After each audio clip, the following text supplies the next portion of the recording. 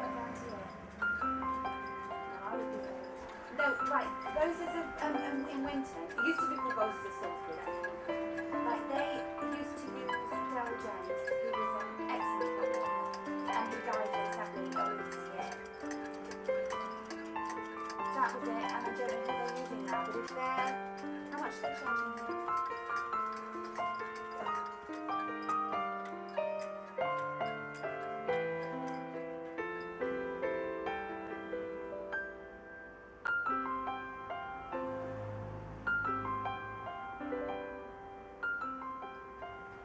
My name is Mark Taylor. I'm a master clockmaker, stroke horologist. So that's that one, yeah. I mean, the only other thing is that the chain is, you have the right chain. Well, it started by accident with a clock I'd acquired. I'd actually, many years ago, a family piece wasn't working, and I went out to various clock repairers and didn't quite like what I heard them say about the clock. They didn't really instill confidence. I managed to get the clock going myself. Obviously didn't do it correctly as I would today, but managed to just work out what was wrong with it, why it wasn't working. Then decided to take it up as a hobby and qualified as a clockmaker in 1986 with the British Horological Institute.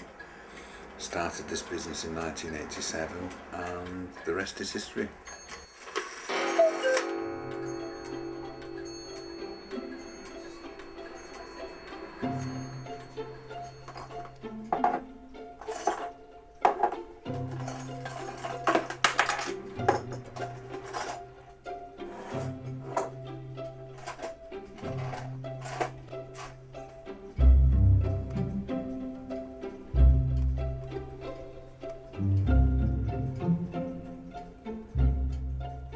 Starting to reassemble this antique English case clock, which we've restored the movement of.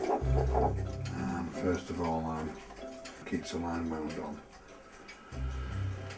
Made various parts for it, and begin the laborious task now of assembling and making sure that all these antique parts work together well, and also work with the new parts which we've made, which look authentic and match the originals. With all the clocks in here, you won't find two that are identical, with all the hundreds of clocks in front of you. So there's always something new, it's never boring. Every clock has its own personal faults and foibles. This is so labour intensive here, and it is so demanding.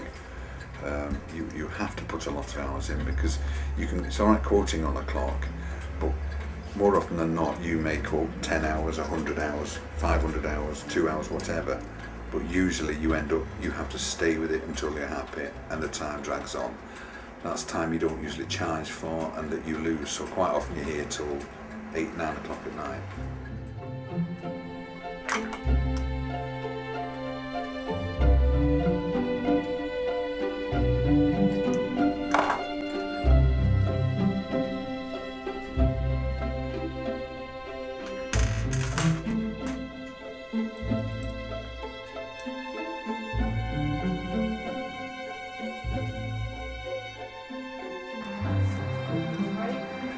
Absolutely. And then, it's done all sorts of damage inside. But what I would suggest is, if you're able to transport the movement by take the hood off and slide the movement out, bring it into the shop if you're passing with the weights and the chain, and or you'll be able to assess whether there's anything that is causing the chain to break, and ultimately whether the damage has been caused that's rectifying and be prevented in the future. The complexity of the work that I carry out is extremely complicated. We rarely get two identical clocks in. The work is rarely identical on two clocks. A lot of it is minute work, so we pay attention to detail. A lot of it is very fine work. Some of it is larger, but there are still small aspects of those larger jobs. It's a great deal of concentration and thought is required to carry out the work.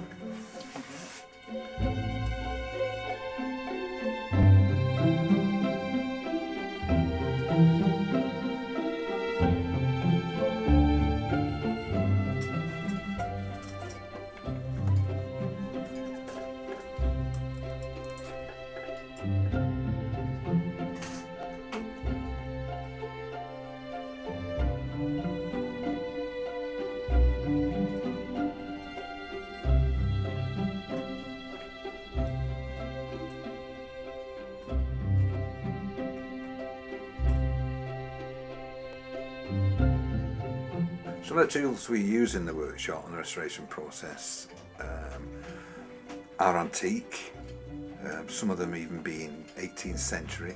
We find that that's crucial because we need the work to look like the original.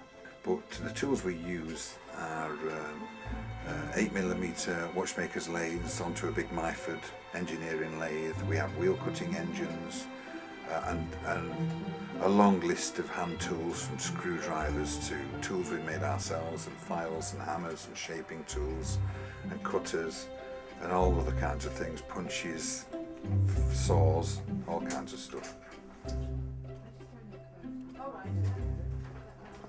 It's really based on trust. People come into this business with their clock, and obviously they don't know anything about clock repair or the processes involved, but we do try and educate them. We spend the time with the customers.